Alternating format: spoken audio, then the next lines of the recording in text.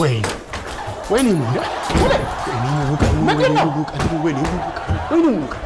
ምንድነው?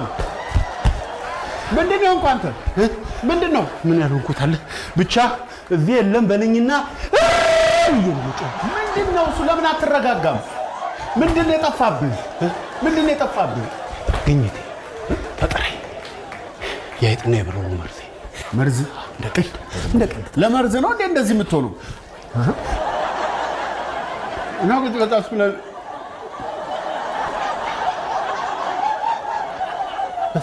ወይ ምንድን ነው ያደረከው? ምንድን ነው ያደረከው? እንደ ምንድን ነው የበላው? ጣፋጭ ነው። ሂሩቴ እኮ አስቀምጣልኝ ነው። ግኝቴን ነው የበላው። ፈጠራዬን ነው የበላው። ላቤን ነው የበላው። ላቤን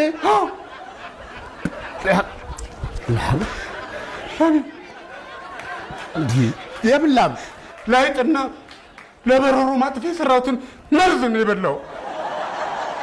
ምን መርዝ ነው የበላው?